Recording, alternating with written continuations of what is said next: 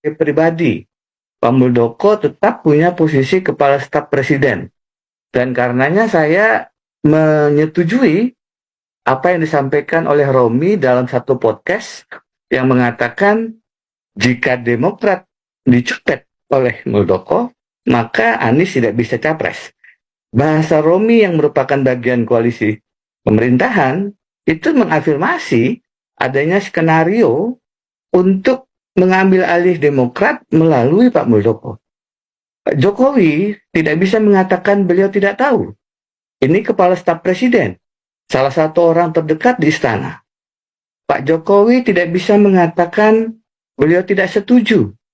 Kalau beliau tidak setuju, ada stafnya mencopet, paling tidak beliau marah. Normal pula kalau di reshuffle. Bahwasanya Pak Jokowi diam, bahwasanya Pak Jokowi tidak melakukan langkah apa-apa, itu menunjukkan bahwa ada persetujuan diam-diam. Nah, ini tidak bisa dilepaskan juga dari kalau Demokrat berhasil diambil Muldoko, maka lagi-lagi pencalonan Anies Baswedan terganggu. Itu yang saya lihat sebagai bentuk cawe-cawe. Pertemuan ketua umum partai di istana itu satu hal yang bisa diperdebatkan secara etika. Tapi ada langkah untuk mengganggu kedaulatan partai, mengambil alih Partai Demokrat, itu bukan hanya pelanggaran etika. Itu termasuk kejahatan yang dalam konteks hukum tata negara itu bisa menjadi pintu pemakzulan pemberhentian presiden karena sudah melanggar impeachment articles.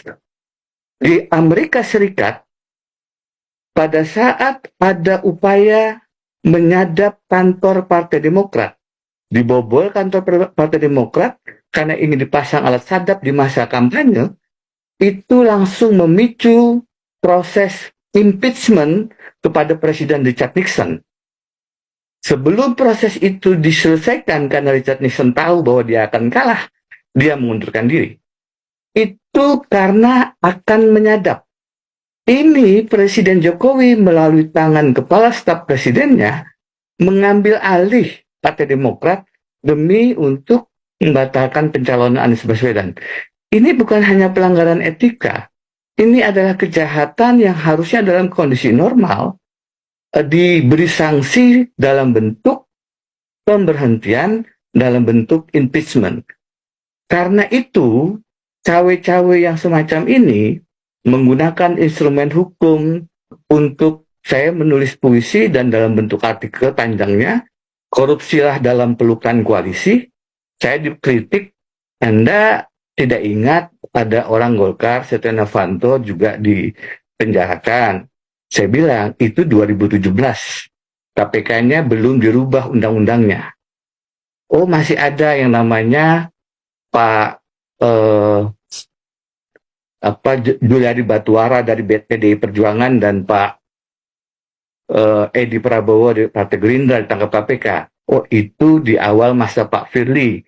Masih ada Novel Baswedan dan kawan-kawan yang belum dipecat setelah tes wawasan kebangsaan. Setelah teman-teman Novel Baswedan bergeser, coba cek ada tidak teman koalisi. Mas Romi mengatakan itu tidak berlaku buat saya. Itu zaman KPK-nya masih undang-undang lama. Begitu jadi KPK itu dilumpuhkan paling tidak dengan 3-4 cara.